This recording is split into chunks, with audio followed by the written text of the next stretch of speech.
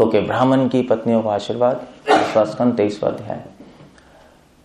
सो इस अध्याय में आइडिया ये है कि भगवान ने ब्राह्मण की पत्नियों को अपना आशीर्वाद दिया और अपना प्रेम प्रदान किया। इनफैक्ट वो ब्राह्मण की पत्नियां कौन थी, ब्राह्मण कौन थे, और स्टोरी क्या चल रही है, वो ये चैप्टर है। और इसकी शिक्षा क्या है वो भी इस चैप्टर में आएगी। श्री गोपा ऊचू, मतलब भगवान और भगवान के फ्रेंड्स एक बार खेलते खेलते एक फॉरेस्ट में पहुंच गए। रोज ही जाते थे गाय चराने के लिए, बछड़ चराने के लिए, क्योंकि कृष्ण भगवान ग्वाले नहीं, he was a coward boy. At least वो लीला तो ऐसी ही कर रहे हैं भगवान अपनी। वो रोज गाय चराने जाते थे। एक दिन गाय चराते चराते बहुत दूर चले गए, ऑलमोस्ट मथुरा के पास पहुंच गए। और जब मथुरा के पास पहुंचे तो उनके फ्रेंड्स ने कुछ कहा भगवान से। श्री गोपौचू, भगवान के फ्रेंड्स कह रहे हैं, राम राम महाबाहो Krishna, you can speak, Ram Ram महाबाहो कृष्ण दुष्ट निबर्हणा। वो सबके पास है। एष वै बाधते क्षुन्नास् तच्छान्तिं कर्तुम् अर्हतः।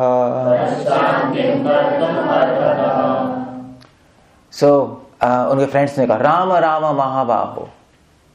भगवान के फ्रेंड्स कह रहे हैं, सिर्फ कृष्णा से नहीं कह रहे, पहले राम से कह रहे। राम मतलब बलराम। तीन राम है। एक है रघुपति राम, रघुपति राजा राघव राम, दशरथ नंदन राम नहीं। और दूसरे हैं परशुराम, भृगुपति राम।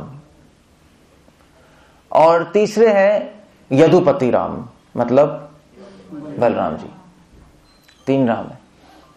तीनों राम में से किसी की भक्ति कर लो तो आपका जीवन कल्याण है। इसलिए कह रहे राम राम महाबाहो, कि हे बलराम जी महाबाहो।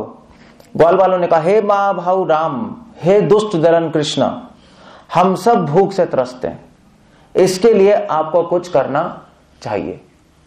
तो उनके फ्रेंड्स ने कहा हे बलराम, हे कृष्ण बलराम से कि हम सब बहुत भूखे हैं, आप कुछ करिए। सिंपल है नहीं है? समझ आ गई सबको? मगर एक्चुअली सिंपल नहीं है ये, क्योंकि भगवान के पास टाइम चल रहे हैं। अब क्वेश्चन ये उठता है कि भगवान के फ्रेंड्स ने भगवान को ऐसा क्यों कहा। पहला क्वेश्चन ये हमें भूख लग रही है, आप कुछ करिए। ये तो सेवा नहीं लगती ना, ये तो भोग लग रहा है कि भगवान से कुछ मांग रहे हैं और भगवान को तकलीफ देना चाहते हैं, मतलब भगवान से सेवा लेना चाहते हैं। भगवान को भूख लग गई, हमारा अरेंजमेंट कीजिए। तो हम कभी कृष्ण बलराम को बोलते हैं? कभी बोला अपने मंदिर में भगवान भूख लग गई जल्दी अरेंजमेंट करो? मतलब ये तो हम जैसे 9 सखी डिवोटी, उनको भी पता है कि ऐसा नहीं करना चाहिए। भगवान को हम देते हैं, भगवान को लेते नहीं।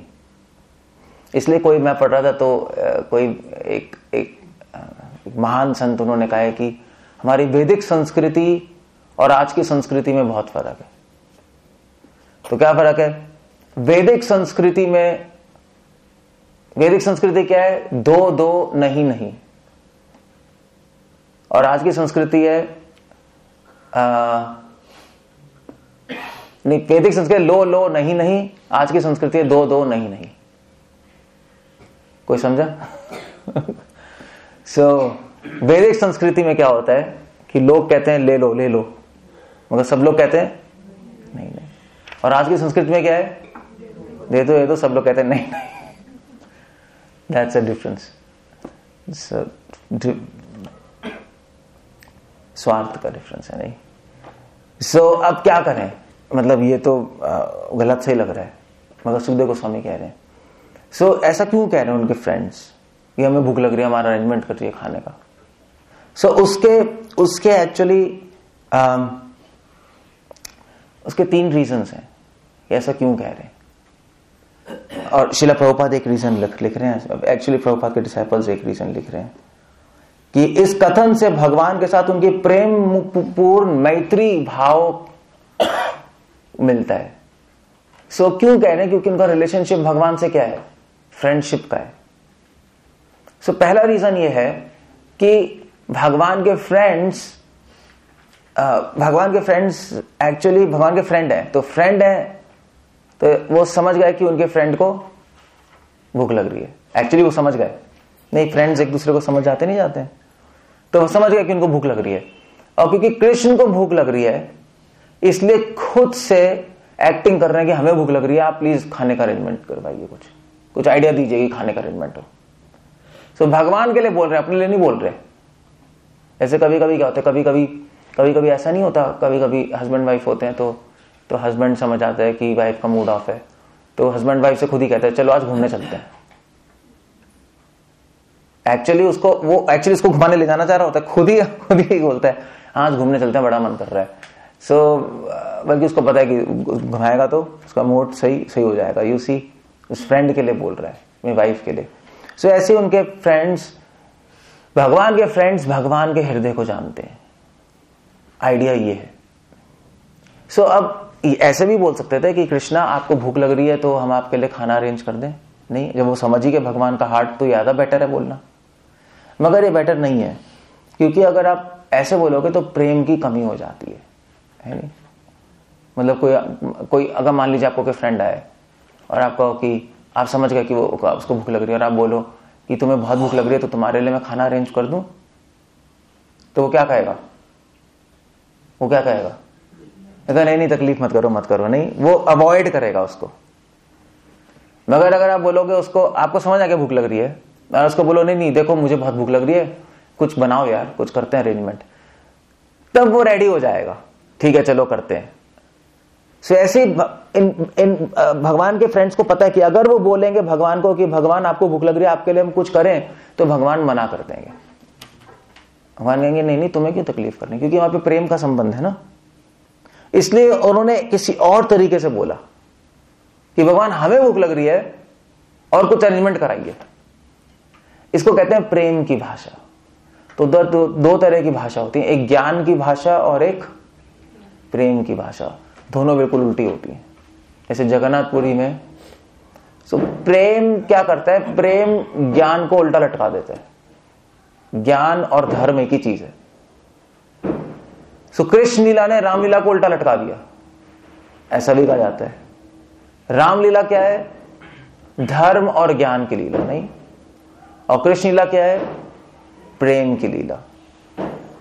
कृष्ण लीला में भगवान ने वो सब किया जो राम भगवान यहां पे स्थापित करके गए थे, उसको सब तोड़ दिया, सारी मर्यादाएं तोड़ दी। इतनी मुश्किल से राम भगवान सारी मर्यादा स्थापित करके गए और कृष्ण भगवान ने सारी मर्यादा तोड़ दी।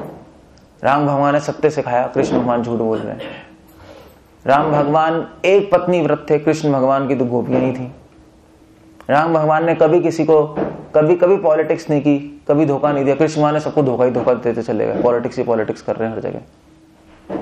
नहीं, राम भगवान कभी भी रन से भागे नहीं डर के। और कृष्ण भगवान को तो रन चोर कहते ही, सब कुछ उल्टा कर दिया।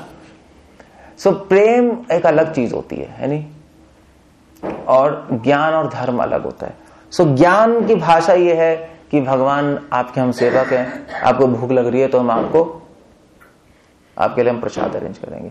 मगर ये भगवान के फ्रेंड्स, इसलिए प्रभुपाद लिख रहे हैं इस कथन में भगवान के साथ उनकी प्रेम पूर्ण मैत्री का भाव मिलता है, ये भाव है। एक बात ये है, और दूसरी बात ये है कि उनके भगवान के सखाओं ने भगवान को इस तरह इसलिए बोला कि आपको कुछ करना चाहिए, क्योंकि यहां पे श्लोक में आ रहा है राम राम महाबाहो कृष्ण दुष्ट निबर्हण। ऐसा कहा था शास्त्रों में कि सबसे बड़ा दुश्मन कौन है इंसान का? वैसे तो चलो हम खुद ही, मगर एक बॉडी लेवल पे, शरीर के स्तर पे सबसे बड़ा दुश्मन भूख है। भूख है सबसे बड़ा दुश्मन। पापी पेट नहीं कहते पापी पेट का सवाल है, कहते नहीं है। सारे पाप करा देता है वो, सारे पाप करा देगा आपसे। मतलब और कोई ऐसी चीज नहीं है, भूख, प्यास, निद्रा, मोह, काम, वासना, वो सब एक साइड, भूख एक साइड। वो अगर कोई व्यक्ति होगा, उसके बच्चे भूखे हैं और वाइफ भूखे, वो कुछ भी कर सकता है, वो उनके लिए खून भी कर देगा, है नहीं? सो भूख बहुत बड़ी चीज है। ठीक है, घर नहीं हो तो चलो चलता है, एडजस्ट कर लेंगे। खाना नहीं हो फिर भी एडजस्ट कर लेंगे। सॉरी, खाना क्या कह रहा हूं, कंबल नहीं हो, कपड़े नहीं हो, फिर भी एडजस्ट हो जाएगा। नहीं, घूमते नहीं रहते नंगे लेबरर्स के बच्चे, कोई प्रॉब्लम नहीं है। मगर खाना नहीं हो और बच्चे रोए तो कोई व्यक्ति सहन नहीं कर सकता, फिर वो सब कुछ कर देगा। इसलिए भूख को सबसे बड़ा शत्रु कहा गया है, एटलीस्ट शरीर और समाज के स्तर पे। सो ये फ्रेंड्स इस संसार को दिखाना चाहते हैं कि दुष्ट निबर्हणा, सबसे बड़ा शत्रु भूख है, और उनको अभी क्या लग रही है? भूख लग रही है। लीला कर रहे हैं कि अभी भूख लग रही है। ऐसा वही बाधते सुनना, और वो भूख हमारी सेवा में बाधा दे रही है। भाई हम आपकी सेवा कर रहे हैं और अब भूख लग रही है, अब बाधा दे रही है, तो उसकी शांति के लिए कुछ कीजिए। या दूसरे शब्दों में, कुछ भी वस्तु अगर आपकी सेवा की रुकावट आ रही है, सेवा में रुकावट आ रही है, तो हम उसको हटा देते हैं। प्रातिकूलस्य वर्जनम। कोई भी भक्ति के प्रतिकूल है, कोई भी भक्ति की सेवा में रुकावट है, एक भक्त क्या करता है? उसको हटा देता है। मगर प्रॉब्लम यह है, कुछ चीजें हमारे हाथ में होती हैं, कुछ चीजें हाथ के बाहर होती हैं। ठीक है, आप भक्ति कर रहे हो, आप सेवा कर रहे हो, आपकी सेवा में रुकावट है। सपोज आप सेवा कर रहे हो और सेवा में क्या कहते हैं, अगर कुकिंग कर रहे हो तो कुकिंग करते वक्त कुछ चीज नहीं है, फॉर एग्जाम्पल, या दूध में मक्खी गिर गई, तो क्या करोगे? भगवान को ऑफर करना है, तो वो मक्खी हटा के, दूध हटा के, दूसरा फ्रेश दूध करोगे? नहीं, आपने निकाल दिया। ये आपके हाथ में। या आप बैठे हो घर में, कोई म्यूजिक बज रहा है, डीजे बज रहा है, तो आपने जाके बंद कर दिया, चलो भैया मेरा दिमाग खराब हो रहा है, भक्ति नहीं हो, दिमाग खराब हो गया, ऑफ करो इसको। इतना आपके हाथ में है नहीं? कुछ चीजें आपके हाथ में, कुछ चीजें आपके हाथ में नहीं है। आपकी अपनी इच्छाएं, उसको हटाना आपके हाथ में नहीं है। कुछ इच्छाएं हटा सकते हो, बहुत इच्छाएं नहीं हटा सकते, क्योंकि हमने इच्छा को नहीं पकड़ा हुआ है, इच्छाओं ने हमें पकड़ा हुआ है। बल्कि भर्तृहरि लिख रहे हैं अपने नीति शतकम में कि इच्छाओं को इंसान नहीं भोगता है, इंसान ही इच्छाओं को भोग जाते हैं। जैसे एक शराबी शराब को नहीं पीता, शराब किसको पीती है? शराबी को पी जाती है, वो मर जाता है नहीं। सो ऐसे ही भर्तृहरि लिख रहे हैं कि मूर्ख मनुष्य इच्छाओं को भोगता रहता है, भोगते भोगते थक के बूढ़ा हो जाता है और मर भी जाता है, मगर इच्छाएं फिर भी जवान रहती हैं और जिंदा रहती हैं, फिर से उसके पास आ जाती है। सो इच्छाओं को, काम वासना को, क्रोध को, इतनी महान शक्तियां जो हैं, इसको कंट्रोल करना हमारे बस की बात नहीं है। इसके लिए तो भगवान की हेल्प चाहिए, है नहीं? तो इसलिए एक एग्जाम्पल दे रहे हैं, जैसे भूख अभी सेवा में रुकावट आ रही है। वो फ्रेंड्स घूम रहे थे कृष्ण के साथ, उनकी सेवा कर रहे थे, तो भगवान के फ्रेंड्स की सर्विस क्या है? भगवान के लिए क्या है बताओ? कितने राउंड चैंटिंग करते हैं? 20 राउंड भगवान के लिए। नहीं, उनकी क्या सेवा है? भगवान के साथ खेलना, सखाओं की ये सेवा है, भगवान के साथ खेलते हैं। भूख लग रही है तो खेलना वेलना बंद हो गया, एनर्जी नहीं है, क्या करें? अब भूख उनके कंट्रोल में नहीं है, वो कैसे हटाएं? तो वो भगवान से प्रार्थना कर रहे हैं। इसलिए डिवोटी भगवान से प्रे करता है, कृष्ण कृष्ण महाबाहो, राम राम महाबाहो, हे कृष्ण आप में महान शक्ति है, आप महान दुश्मनों को नष्ट कर सकते हैं। सो एक भक्त प्रे करता है, कृष्ण मेरे हृदय में काम, क्रोध, लोभ, मोह है, मैं इसमें डूबे जा रहा हूं, प्लीज आप अपनी कृपा से इन शत्रुओं को नष्ट कर दीजिए और शांति मेरे मन को शांति दीजिए कि जिससे मैं आपकी सेवा कर सकूं। सो प्रेयर्स में बहुत पावर है।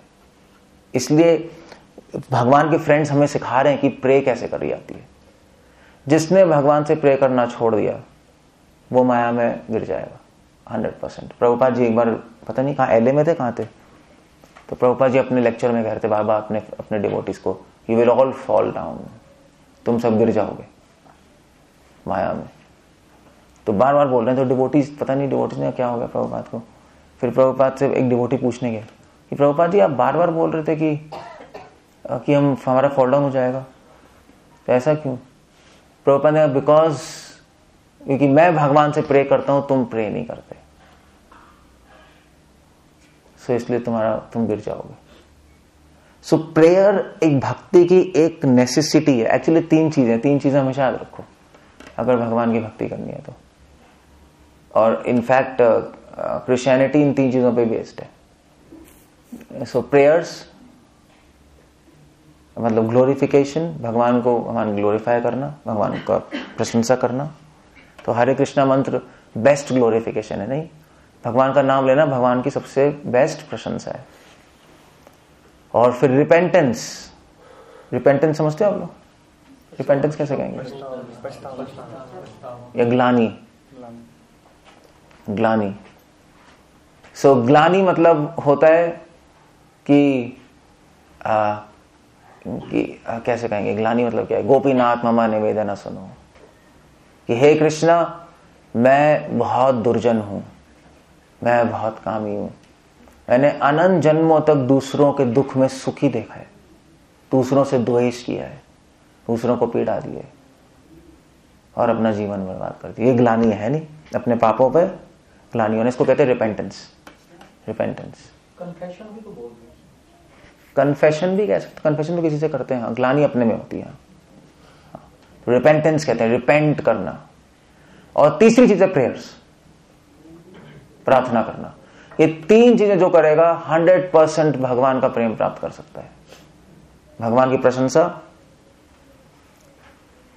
भगवान का नाम लेकर, भगवान से प्रार्थना करना नित्य, और हमेशा ग्लानी, अपने हृदय में ग्लानी होनी चाहिए कि मैं भक्त नहीं हूं, मैं तो पापी हूं और भगवान कब मुझे स्वीकार करेंगे?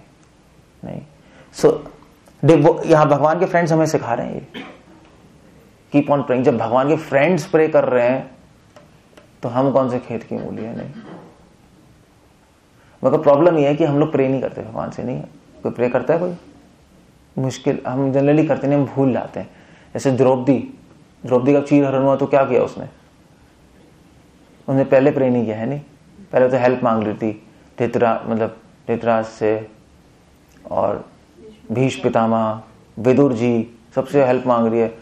फिर उसने कहा भैया अब तो काम नहीं चलेगा। फिर एंड में वो द्रौपदी ने प्रे की, हे गोविंदा। प्रे किया नहीं किया? और ग्लोरिफिकेशन की, गोविंद भगवान का नाम की महिमा गाई, तब भगवान की हेल्प आई। So we have to pray to him. इसलिए एक डिवोटी, इसलिए महाराज ने लिखे वंशीदास बाबा जी एक कोई भक्त थे, तो उनसे डिवोटी ने आके पूछा कि प्रे करने की क्या जरूरत है? तो उन्होंने बताया, बोला तो उन्होंने कहा कि अगर समुद्र के तट पर एक पेड़ हो और वो पेड़ सोच ले कि सुनामी आएगा और मैं अपने को बचा लूंगा, तो वो वाइज है या मूर्ख है?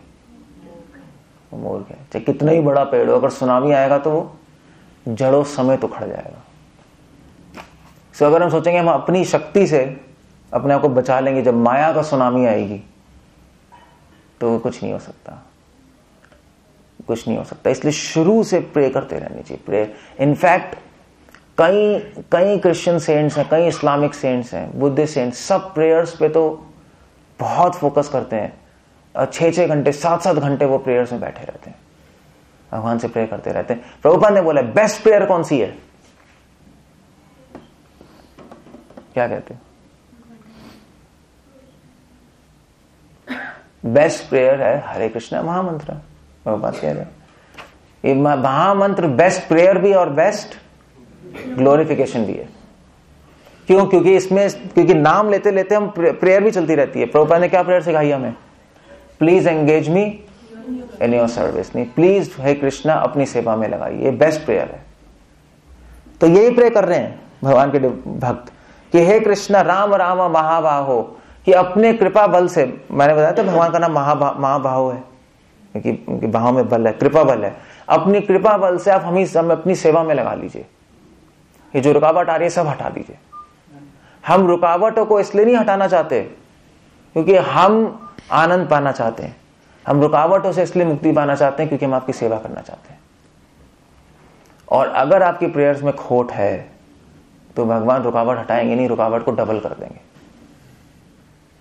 अगर चीटिंग कर रहे हैं भगवान से, अगर आप कहो कि भगवान ये तो मैं बहुत प्रॉब्लम्स आ गई, आप हटा दीजिए, हम आपकी सेवा करना चाहते हैं, और जब प्रॉब्लम्स हट गई तो आपने सेवा नहीं की, तब डबल प्रॉब्लम्स आ जाएंगे आपकी लाइफ में। तब प्रॉब्लम्स आएंगी और प्लस एक बोनस पनिशमेंट भी मिलेगी, दोनों मिल जाएंगे। इसलिए भगवान से आप चीटिंग नहीं कर सकते, वहां से चीटिंग नहीं कर सकते कि प्रॉब्लम्स हट गई और आपने फिर बस सेवा नहीं की। तो भगवान कहेंगे तो इतने स्वार्थ के लिए किया। So that's the first verse. अब सुखदेव गोस्वामी बोल रहे हैं, ये उसी क्या प्रेयर्स है, उन्होंने कैसे बोला। सुखदेव गोस्वामी ने कहा, ग्वाल बालों द्वारा इस प्रकार प्रार्थना किए जाने पर देवकी पुत्र भगवान ने अपने कुछ भक्तों को, जो कि ब्राह्मण पत्नियां थी, प्रसन्न करने की इच्छा से इस प्रकार उत्तर दिया, इति विज्ञापितो गोपैर। जब भगवान के फ्रेंड्स ने विज्ञापितो मतलब होता है जब ऐसे रिक्वेस्ट की। ये आवाज क्या आ रही है? कौन फोन क्या कौन कर रहा है? जब ये रिक्वेस्ट की भगवान देवकी सुतः, भगवान से, कृष्ण भगवान से, देवकी सुत से, तो भगवान ने क्या कहा?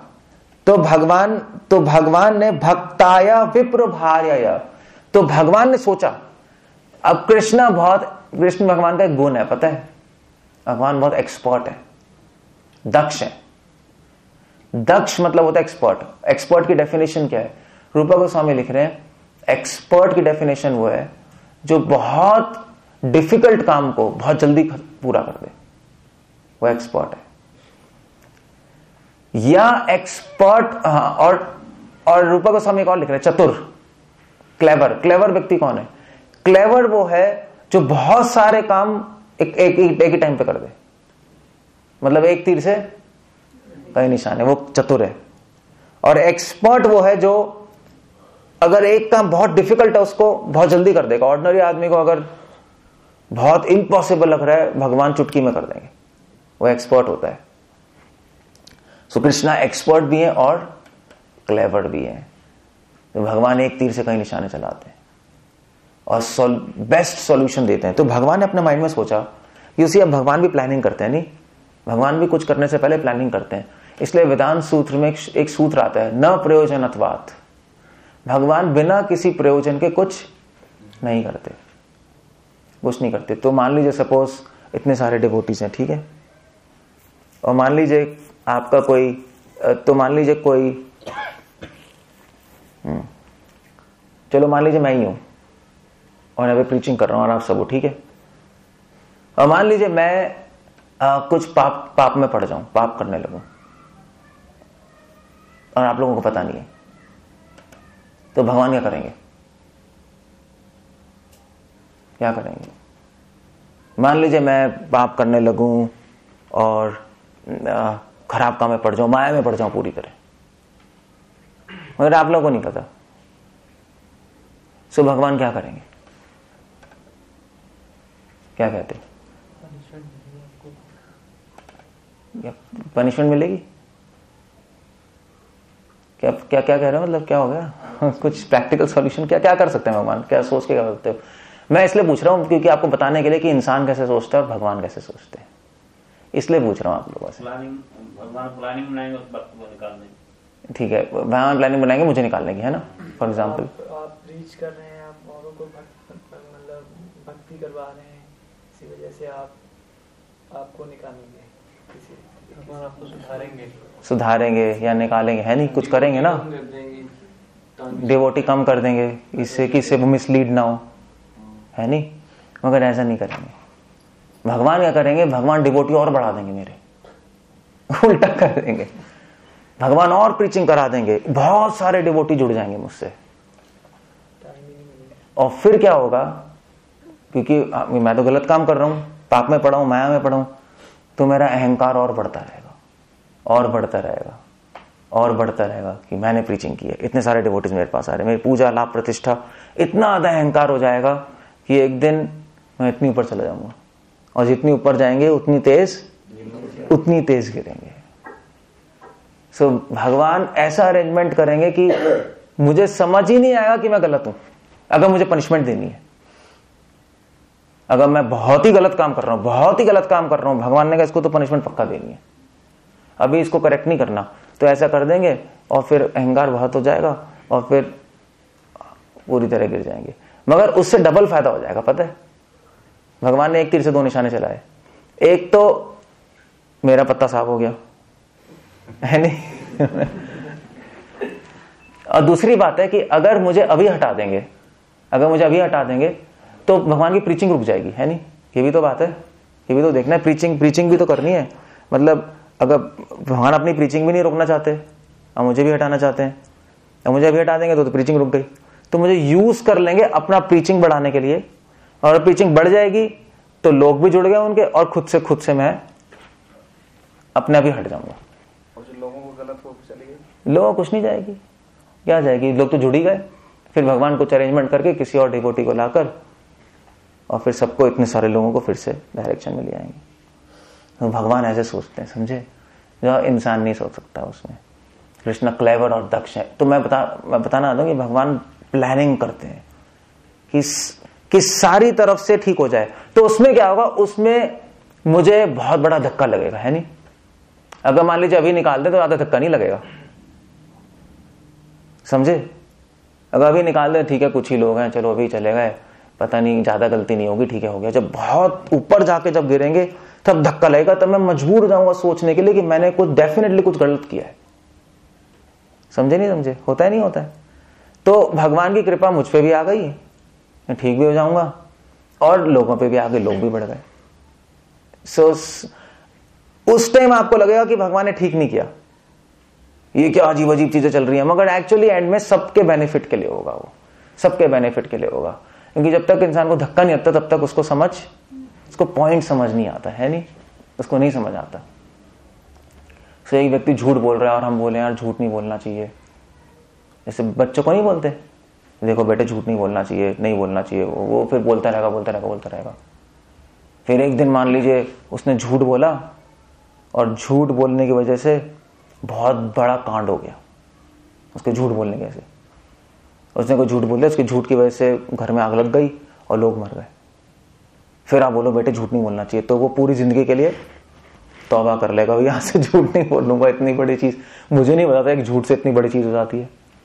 तभी तो भागवतम में पांडवों ने गैम्बलिंग जुआ नहीं खेला था पांडवों ने। क्यों खेला था? प्रभुपाद लिख रहे हैं लोगों को यह दिखाने के लिए कि जुआ खेलने का फल क्या होता है। ऐसे समझ नहीं आता तो उन्होंने जुआ खेला जानबूझ के कि देखो क्या क्या हो सकता है जुआ खेलने से, हमें सिखाने के लिए। इति विज्ञापितो गोपे भक्त। तो भगवान ने प्लान बनाया अपने माइंड में, इंस्टेंट प्लान बनाया। यू सी क्लेवर है ना। अब प्लानिंग ये सब सोचने में हमें तो बहुत टाइम लगेगा, भगवान ने इंस्टेंट प्लान बना लिया। भगवान ने ऐसा प्लान बनाया, अब भगवान ने सोचा कि अब मैं क्या करूंगा, भगवान ने सोचा कि अब मुझे क्या करना है। मुझे सबसे पहले तो इस यमुना जी के पार ब्राह्मण थे, ब्राह्मण की पत्नियां थी। सो भगवान ने इमीडिएटली सोचा कि मैं ये लोग पास आ गए हैं तो अब मैं ब्राह्मण की पत्नियों को कृपा देना चाहता हूं। भगवान का स्वभाव ही कृपा देना है, नहीं एक काम है। सोचा कि भाई ये मेरे सखा हैं, मेरे सखा तो मेरी भूख खत्म करना चाहते हैं, उनको तो समझ ही आ गया, इसी बहाने बोल रहे हैं, तो मैं अपनी भूख भी खत्म कर लूंगा और उस प्रोसेस में ब्राह्मण की पत्नियों को कृपा भी दूंगा। क्योंकि भगवान कोई भी कार्य करते हैं, भगवान कृष्ण का स्वभाव कृपा देना ही है, उनका स्वभाव कृपा देना है।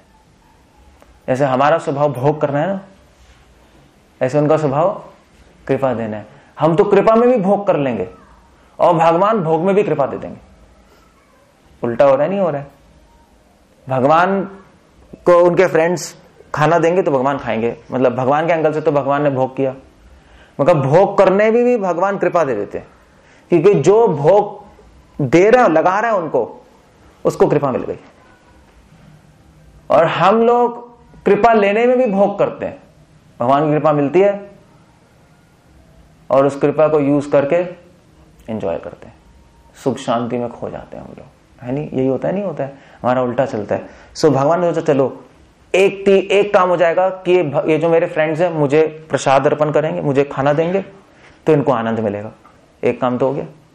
दूसरा काम हो गया कि अब मैं खाना, तो भगवान ये भी कह सकते थे फ्रेंड से कि देखो जंगल में इतने सारे फ्रूट्स लगे, तोड़ के ले आओ, क्योंकि जनरली कृष्णा जब जंगल में आते हैं तो फ्रूट्स खाते हैं, और सुंदर सुंदर फ्रूट्स जहां भी कृष्णा चाहते। अब आप कहोगे कि भी जहां कृष्णा हो सकता है फ्रूट्स ना हो, ये भी तो हो सकता है, पेड़ में तो फ्रूट्स लगते नहीं, मगर जैसे ही कृष्णा जाते हैं वहां पे अपने आप फ्रूट्स और फल आ जाते हैं, फ्रूट्स और फ्लावर्स अपने आप आ जाते हैं भगवान की सेवा के लिए।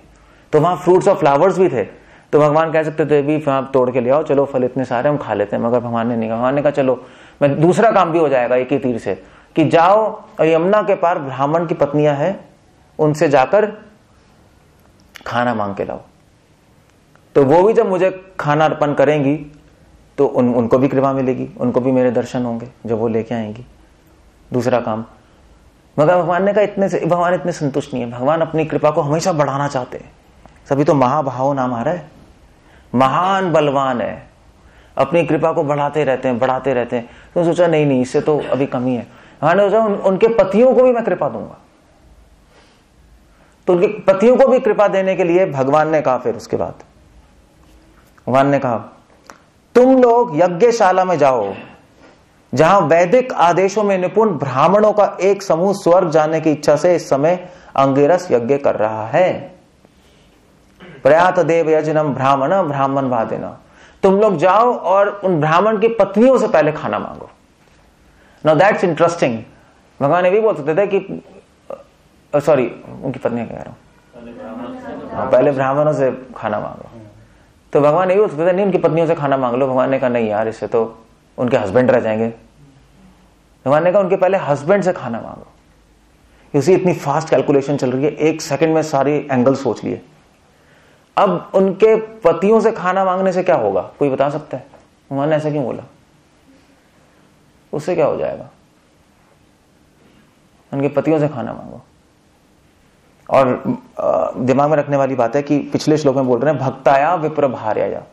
उनकी पत्नियां जो थी, ब्राह्मण की पत्नियां, वो भक्त थी भगवान की। और ब्राह्मण कौन थे?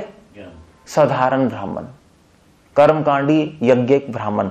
भगवान यहाँ पे कह रहे हैं स्वर्ग कामया, उनको केवल स्वर्ग की इच्छा थी, भगवान की इच्छा नहीं थी। वो डिवोटी नहीं थे, जैसे प्रीस्ट नहीं होते ऑर्डिनरी पंडित थे, कर्मकांडी टाइप के। सो भगवान ने अब कहा कि उनसे मांगो पहले। क्यों बोला? कोई इंटेलिजेंट क्यों बोला है? उससे क्या फर्क पड़ रहा है? वो अपनी वाइफ्स को ऑर्डर करेंगे खाने के लिए, तो वो भी कृपा। वो ऑर्डर नहीं करेंगे, वो तो रोकेंगे। वो तो डिवोटी नहीं है ना, वो तो आगे आता है, वो तो रोकेंगे कि उन्होंने मना किया कृष्ण भगवान को कि हम तो नहीं दे रहे, यज्ञ हो रहा है। वो तो पंडित है ना, हमें लेना है कृष्ण से, हमारा पहले यज्ञ पूरा हो तब दे देंगे। तो उन्हें तो बल्कि रोका अपनी वाइफ्स को। तो फिर भगवान ने ऐसा क्यों बोला? तो बल्कि ये तो प्लान उल्टा लग रहा है नहीं कि वो बोलेंगे, बल्कि उनके हस्बैंड को तो बोलना नहीं चाहता, भगवान को बोलना था छुप छुप के से जाओ और उनसे बोल दो और खाना लेके आ जाओ, तो काम पूरा हो जाएगा। मगर भगवान के प्लान्स कोई नहीं समझ सकता। इसलिए कृष्ण भगवान का एक और गुण है गंभीर। गंभीर वो व्यक्ति है जिसके क्रिया को और वचनों को कोई नहीं समझ सकता, असंभव है। इसलिए जब भी आप किसी डिवोटी को देखते हो, उसकी लाइफ में कुछ चल रहा होता है और आप सोचो यार ये तो क्या हो रहा है इसकी लाइफ में, भगवान की कृपा तो है ही नहीं, मगर आप कुछ नहीं समझ सकते उसकी लाइफ में क्या चल रहा है। हो सकता है भगवान की कृपा हो रही हो उस पर, मगर किसी को समझ नहीं आएगा क्या चल रहा है। हाँ, ऐसा नहीं होता कि वो चैंटिंग नहीं कर रहा तो आप कहोगे पता नहीं कृपा हो रही है नहीं हो रही, चैंटिंग नहीं कर रहा। ऐसा नहीं होता, ये कंप्लीट नॉनसेंस है। नॉनसेंस और सेंस में डिफरेंस भी होता है। भगवान का प्लान कुछ और ही था, भगवान ने ऐसा नहीं किया, कुछ और ही कर दिया। उन्होंने कहा ब्राह्मण उन्हीं से जाके पूछो। तो क्यों बोला ऐसा, बताओ आप मुझे, ऐसा क्यों बोला? ब्राह्मणों को सेवा में लगाने के लिए या उन पर? वो तो आएंगे ही नहीं, वो तो भगवान को पहले ही पता है। वो तो पहले ही बोलते स्वर्ग की कामना से। ब्रह्मवादी है। ब्रह्मवादी मतलब पंडित हैं, वेदों में कर्म कांड में भक्त नहीं है, और पीछे भक्त बोला है उनकी पत्नियों को, भक्तया विप्र भार्या। भगवान ने कॉन्ट्रास्ट पहले ही दे दिया, पहले ही फ्रेंड्स को बता दिया भाई डिफरेंस है, फिर भी उनसे मांगना। सो भगवान की प्लानिंग ये थी कि भगवान कह रहे हैं, हे ग्वाल बालो तत्र गत्वा ओदनम गोपा, 4 श्लोक में, वहां पे जाओ, जाकर कुछ भोजन मांगो, याचता अस्मदुज असर्जितः, उनसे कुछ भोजन मांगो, याचना करो भोजन की। कीर्तन तो भगवत आर्य से, और कैसे मांगो, और ये बोलना कि कृष्ण बलराम आए हुए हैं, ऐसे मत बोलना कि हमें खाना दे दो, ये बोलना कृष्ण बलराम आए हुए हैं, वन में साइड में आए हुए हैं, और मम अचा अभिधाम, और मेरा नाम लेकर बोलना कि कृष्ण भगवान को भूख लग रही है, बलराम को भूख लग रही है, वो आपसे मांग रहे हैं, हम उनके लिए मांगने आए हैं, ये जरूर बोल देना।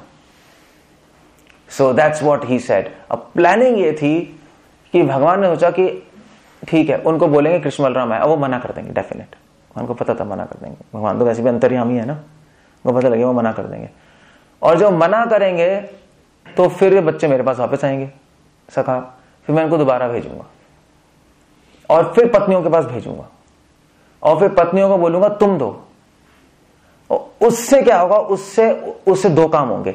एक तो ब्राह्मण की पत्नियों की भक्ति टेस्ट हो जाएगी, क्योंकि पहले उनके हस्बैंड ने मना कर दिया उनके सामने, अब वो जाके उनसे पूछ रहे हैं, तो अभी भी वो अगर हां करेंगी देने को, इसका मतलब है कि उनकी भक्ति शुद्ध भक्ति है, क्योंकि छुपके से देना तो वो तो कोई भी दे देता, फिर टेस्ट कैसे होगी उनकी भक्ति। सामने मना हो गया और अभी भी वो दे रही है, इसका मतलब वो उनको कोई समाज की, कोई अपने पति की, किसी की परवाह नहीं है। अगर भगवान ही सामने है तो सब भाड़ में जाए, पति बच्चे सब छोड़ दो। सो एक बात उनकी उनकी उनकी भक्ति की टेस्ट हो गई, और दूसरी बात ये प्रूव हो गया कि देखो संसार को पता लग गया कि चाहे कोई भी बड़ा वैदिक यज्ञ वाला हो, किसी को कोई भी तपस्वी हो, यज्ञ जानता हो, वेद जानता हो, स्कॉलर हो, जब भगवान की सेवा का अवसर आएगा तो वो क्या करेगा, वो मना कर देगा, क्योंकि भक्ति नहीं है ना, इन्होंने मना कर दिया ना भगवान को प्रसाद देने को। वो भगवान के नाम को और भगवान की सेवा को आदर नहीं दे। जिसमें भक्ति नहीं है वो चाहे 1000 वेद पढ़ ले, भगवान की सेवा को कभी भी आदर नहीं दे पाएगा।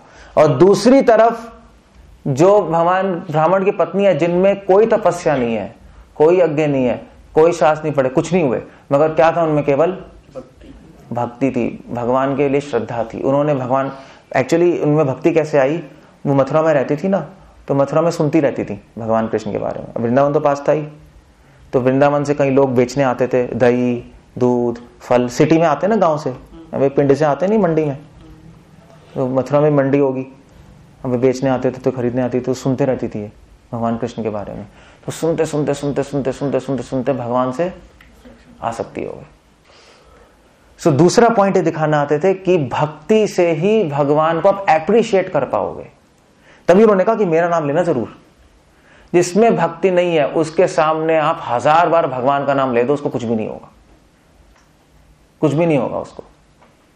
जैसे इनको कुछ नहीं हुआ, ब्राह्मणों को इनको कुछ भी नहीं हुआ, इन्होंने तो भगा दिया, तभी भगवान ने कहा था मेरा नाम जरूर लेना, कीर्तन तो भगवत आर्यस्य, मेरा कीर्तन जरूर कर देना। वो कुछ नहीं हुआ, मगर ब्राह्मण की पत्नियों ने सुना कृष्ण बलराम आए, सुनते ही उनके मन में भगवान की सेवा करने की इच्छा, भगवान को देखने की, भगवान से मिलने की इच्छा आ गई। इसी देयर इज अ डिफरेंस। इसलिए जब तक हमारे मन में भक्ति नहीं होगी तब तक हम हरे कृष्णा बोलते रहेंगे, मगर भगवान को देखने की इच्छा नहीं आएगी। भगवान को देखने की और सेवा करने की इच्छा उतनी मात्रा में आएगी हमारे मन में भगवान का नाम लेने से, जितनी मात्रा में भगवान के लिए हमारी भक्ति है, वरना नहीं आ सकती। और भक्ति कैसे आती है? मैंने अभी बोला ना, जितनी भक्ति है उतना ही भगवान का नाम लेने पे भगवान की सेवा करने की और देखने की इच्छा आ जाएगी। मगर भक्ति कैसे आएगी फिर? श्रवणम से, साधु संग। इसलिए श्रवणम कीर्तनम विष्णु स्मरणम पाद सेवनम, सुना है इतने सारे 9 तरह की भक्ति है, उसमें सबसे इंपॉर्टेंट भक्ति कौन सी है? श्रवण, सुनना। सुनोगे नहीं तो कीर्तन करोगे मगर कीर्तन आपका ब्राह्मणों की तरह हो जाएगा, कोई यहां पे कुछ नहीं होगा, कुछ भी नहीं होगा, जैसे इनको कुछ नहीं हुआ, मगर सुनते रहोगे हमेशा। जैसे ब्राह्मण की पत्नियां सुन रही थी, सिर्फ सुन रही थी भक्तों से कृष्ण के बारे में। तो जैसे उन्होंने कृष्ण बलराम का नाम सुना, उन्होंने कहा आई हैं, एकदम से उनके हृदय में भगवान से मिलने की इच्छा और सेवा करने की इच्छा आ गई। That's the idea. तो ये भगवान ये भी बताना चाहते थे, ये भी सिद्धांत प्रकट करना आते थे इस संसार में। इसलिए उन्होंने पहले भगवान ने अपने सखाओं को ब्राह्मणों के पास भेजा, और ये भी दिखाना चाहते थे कि भक्त, एक तपस्वी, योगी, ज्ञानी, पंडित उससे बहुत ज्यादा महान होता है। भगवान ने किस पे कृपा की? ब्राह्मण की पत्नियों पे, ब्राह्मणों पे नहीं की। मगर ब्राह्मणों को यूज कर लिया उनकी पत्नियों पे कृपा करने के लिए, दिखाने के लिए कि भक्ति महान है। इतने सारे काम हो गए, नहीं हो गए एक ही एक्शन से। और एक और चीज हो गई, एक और चीज हुई कि जब भगवान को पता था ब्राह्मण तो मना कर देंगे, ब्राह्मण की पत्नी के पास जाएंगे सखा तो वो मना नहीं करेंगी, वो तो दे देंगी प्रसाद। भगवान को पता था क्योंकि वो शुद्ध भक्त है ना, फिर उन पे मैं कृपा करूंगा। और फिर जब वो मेरे पास आएंगी तो वो अपने पतियों के लिए प्रार्थना करेंगी नेचुरली, नहीं कि हमारे पति को भी भक्ति दो। मतलब कोई भी वाइफ है वो अपने हस्बैंड के लिए तो, चाहे वो कितनी गंदा हो, अटैच तो होती है ना। जैसे जो कालिया को भगवान मार रहे थे, नाच रहे थे उसके सर पे, वो मरने ही वाला था तो उनकी पत्नी आ गई। और नाग पत्नियां, कालिया की पत्नियां बहुत बड़ी डिवोटी थी, तो उन्होंने प्रार्थना की कालिया के लिए।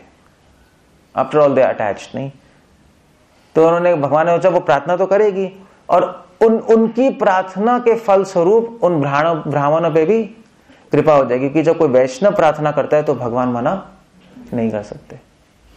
सो ऐसे ही हुआ, फिर जो भगवान ने प्रेडिक्शन की थी वही हुआ।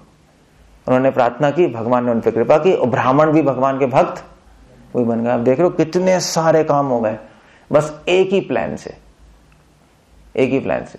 सिद्धांत भी पता लग गया, ब्राह्मण की पत्नियां भी खुश, सखा भी खुश, ब्राह्मण भी भक्त बन गए।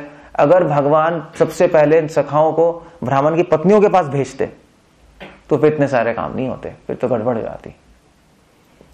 सो कृष्णा प्लान करते हैं। कृपा देने के लिए भी प्लानिंग चाहिए होती है, समझे? सेवा करने के लिए प्लानिंग चाहिए होती है ना, सेवा करने के लिए तो प्लानिंग चाहिए होती है। सेवक को प्लानिंग तो करनी पड़ती है, नहीं मगर स्वामी भी प्लानिंग करते हैं। ऐसा नहीं है कि वो खाली बैठे हैं बस कृपा बांट रहे हैं।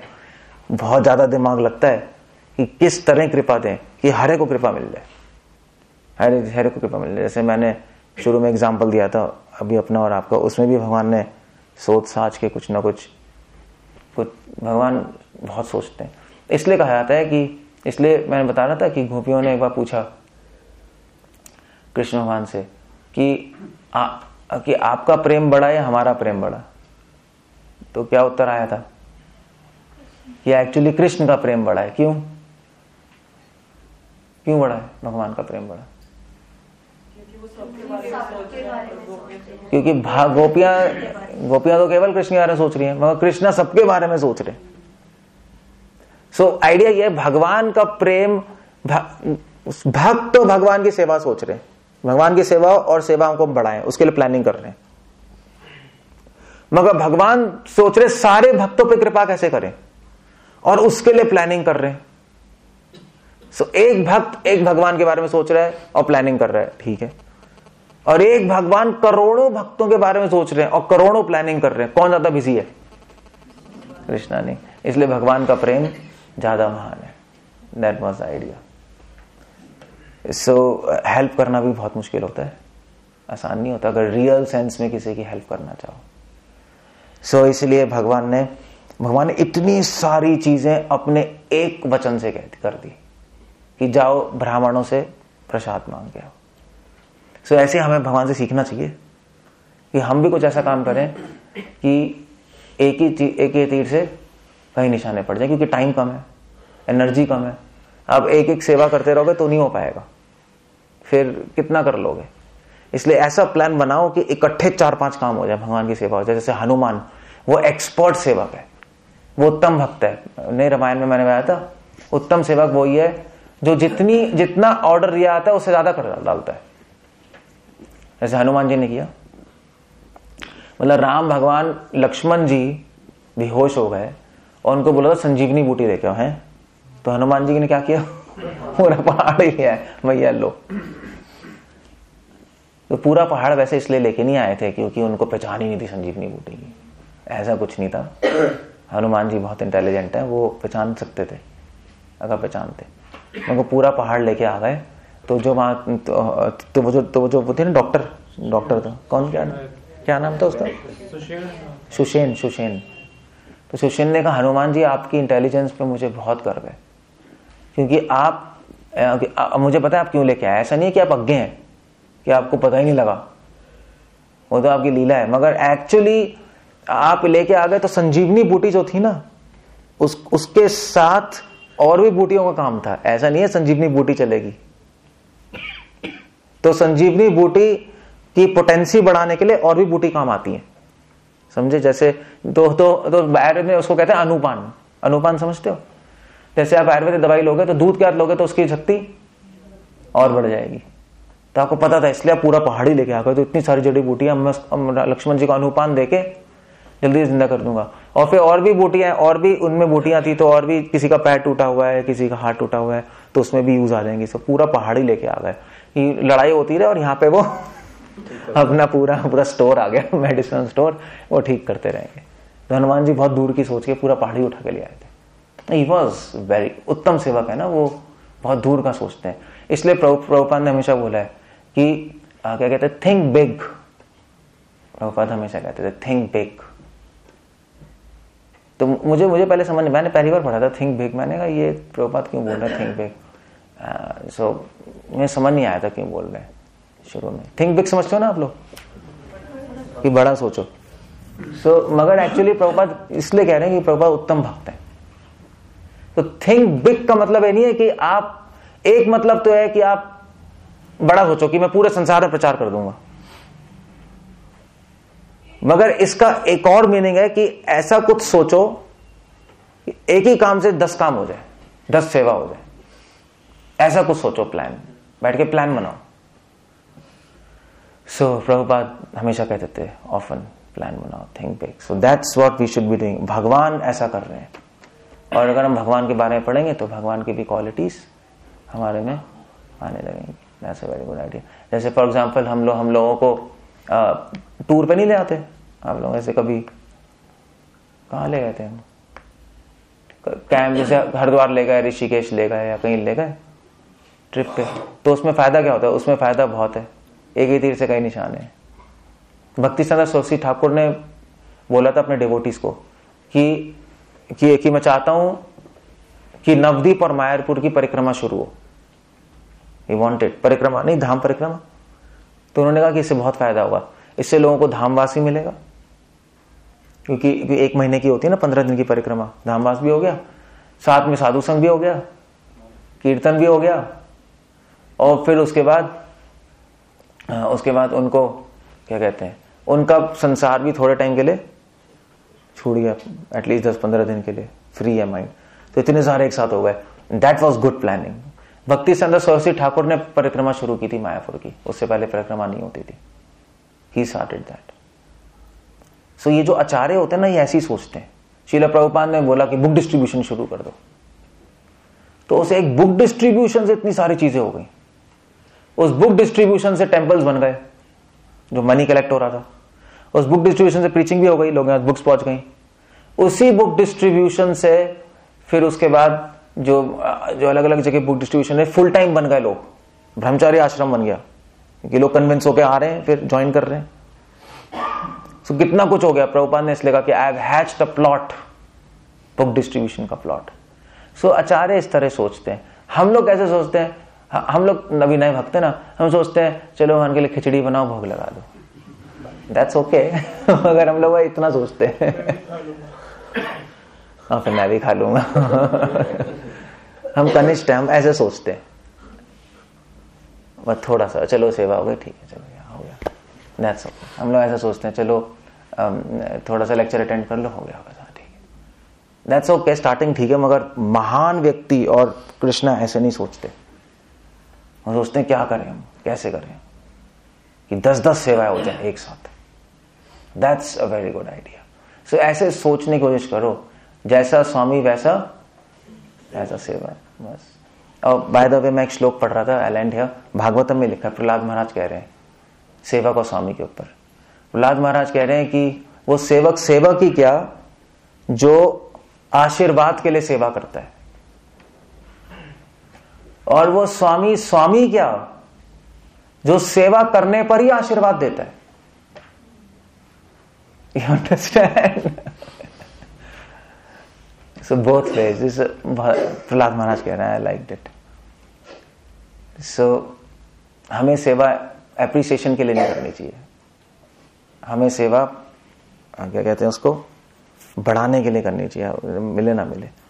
और जो स्वामी है, जो लीडर है, जो सीनियर्स हैं, वो ऐसे नहीं जब सेवा कर रहे हैं तभी अप्रिशिएट कर रहे हैं और ब्लेसिंग्स दे रहे हैं, वैसे भी ब्लेसिंग्स देनी चाहिए और उनको हर एक को अप्रिशिएट करना चाहिए, चाहे वो कर रहे हैं या नहीं कर रहे, कोई प्रॉब्लम नहीं. So that was a verse. So अब मैं कल कंटिन्यू करूंगा. अब कल आएगा कि चलो मैंने आपको थोड़ा पिक्चर से पहले ही थोड़ा आपको क्लाइमैक्स बता दिया, बट दैट्स ओके. अब कल हम बात करेंगे 5th वर्स से, जिसमें भगवान ने आदेश दिया और फिर ग्वाल बाल ब्राह्मणों के पास और ब्राह्मण पत्नियों के पास गए तो उन्होंने क्या बोला और ब्राह्मणों ने क्या बोला उसके बाद. तो उसमें भी बहुत सारी शिक्षाएं.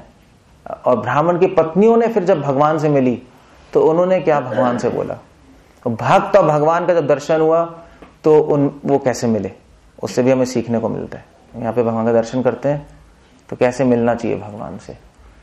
और जो अभक्त है, जब उन्होंने भगवान का दर्शन किया, उनके बारे में सुना, तो उनका क्या रिएक्शन हुआ, वो यहाँ पे आएगा. तो कल tomorrow we will continue from verse 5 and 6. Hare Krishna. Srila Prabhupada की जय. कुछ पूछना है, कुछ कहना है? I'll stop it. वहाँ कल सैटरडे, कल नहीं है क्लास, सॉरी. कल तो डालमिया डाले माँ सो कल क्लास नहीं है. हम मंडे को करेंगे हम.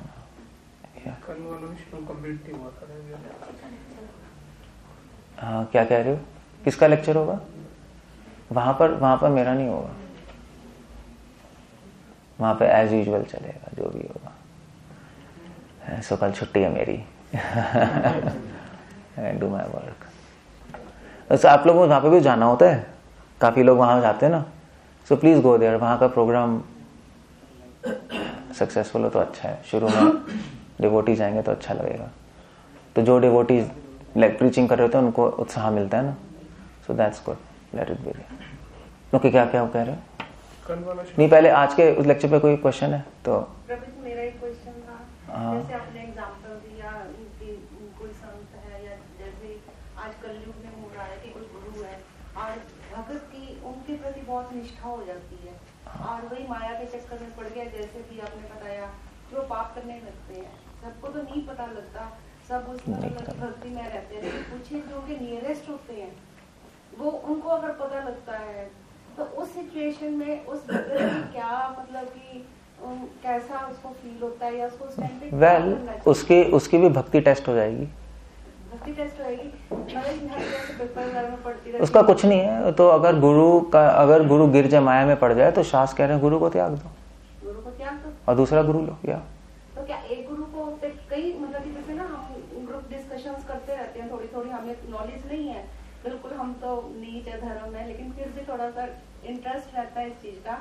तो जैसे क्वेश्चन हुआ, जैसे पीछे मैं नाम नहीं लूंगी किसी संत का, पता नहीं ठीक है चलो जो भी है एनीथिंग एल्स.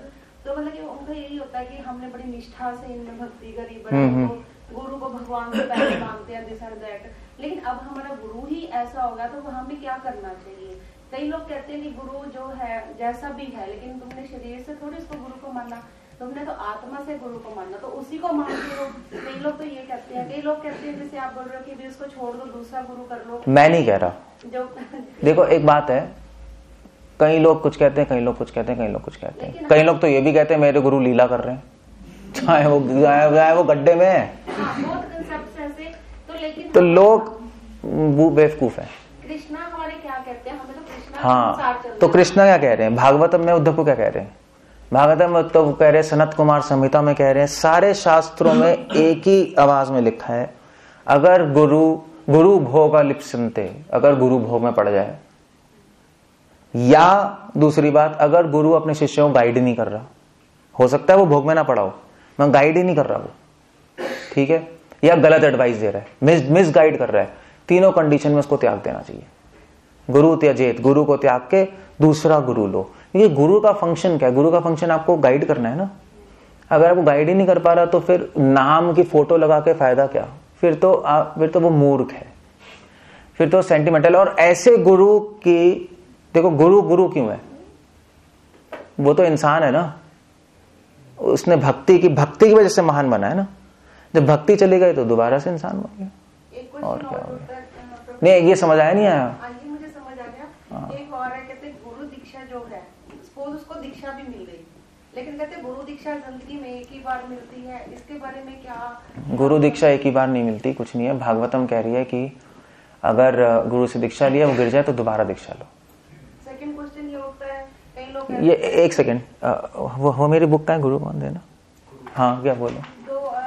एक क्वेश्चन ये लोग क्या देते हैं कि गुरु ने तो ये परीक्षा ली थी, तुम्हें इसका मतलब पता लगा, तुम्हें क्या पता कि वो सच है या नहीं है? किस बात की? अभी गुरु जो है माया में पड़ गया है, जो भी है, मतलब यार गुरु पे शंका कर रहे हो यार? जब सबको ही पता लग गया तो शंका की क्या बात है? यहाँ पे लोग ये क्वेश्चन उठाते हैं प्रभु जी कि मतलब कि तुम्हें गुरु पे विश्वास ही नहीं है, गुरु क्या पता है वो ठीक है? गुरु भगवान नहीं है भाई, पहली बात है, वही मैं कह रहा हूँ, गुरु भगवान नहीं है। पहले तो ये समझना है, इंडिया में प्रॉब्लम ये है कि गुरु भगवान बन गया, भगवान से पहले मानते हैं गुरु। हाँ, ये बेवकूफ है। भगवान नहीं है, गुरु हमारी तरह इंसान है, उसने भक्ति की, वो हमसे ऊपर पहुंच गया, वो हमसे ज्यादा एक्सपीरियंस है। टीचर नहीं होता भाई, टीचर हमसे ज्यादा एक्सपीरियंस है, हमसे गाइडेंस ले रहे हैं भाई, इतना है और कुछ नहीं है। अब पूजनीय जरूर है क्योंकि वो हमें गाइडेंस दे रहा है। वो तो पूजनीय तो पहले जमाने में टीचर भी पूजनीय थे, माता पिता भी पूजनीय थे, तो गुरु क्यों नहीं होगा? हाँ, अब अगर उसने अपने जॉब ही छोड़ दिया तो ठीक है, आप उसको छोड़ दो, ऐसा नहीं हम उसका अनादर कर रहे हैं, बट उसको छोड़ के हम दूसरी गाइडेंस ले रहे हैं। हमें तो भगवान के पास पहुंचना है ना, कैसे पहुंचेंगे अगर कोई गाइड नहीं लेंगे? कोई दीक्षा मतलब क्या है? दीक्षा मतलब है कि हमने अब दूसरे के पास गए कि आप हमें गाइड करना शुरू कीजिए, तो फिर वो गाइड करेंगे दीक्षा देके। दीक्षा का मतलब हमने सरेंडर कर दिया ना उसको। ये तो अब इंडिया में प्रॉब्लम ये बहुत है ना, इंडिया में लोग एक्चुअली पता है क्या है, लोग भगवान को नहीं चाहते, भगवान को प्राप्त करना नहीं चाहते। पहली बात ये, लोग अपना मतलब निकालना चाहते, अपनी इच्छाएं पूरी करना चाहते हैं। तो गुरु घबाड़ में जाए, गुरु गड्ढे में जाए, गुरु जो भी है, उनको कोई मतलब नहीं है जब तक उनकी इच्छा पूरी हो रही है। अगर जन्म मृत्यु से बाहर निकलना उसको ये समझ आ जाएगा तो अपने आप दूसरा गुरु ढूंढेगा। अब मैं क्या करूं, वो कैसे गाइडेंस मिलेगी? अपने आप ढूंढेगा। लोगों का तो छोड़ दो, शास्त्र ये कह रहे हैं। ऐसे मैंने किताब लिखी, आप किताब ले लो, गुरु कौन, यही सारे क्वेश्चंस है ना, इसमें सारे आंसर्स हैं गुरु कौन में। मैंने बुक ली है लेकिन अभी पढ़ी नहीं। हाँ, तो बस ठीक है। तो मैं आपके सारे क्वेश्चंस इसी में हैं, आप पढ़ लेना, आपको क्लियर हो जाएगा बस। That's all, that's it. Okay, जय। इफ दैट्स इट, हरे कृष्णा। श्रील प्रभुपाद की जय, कृष्ण बलराम की जय।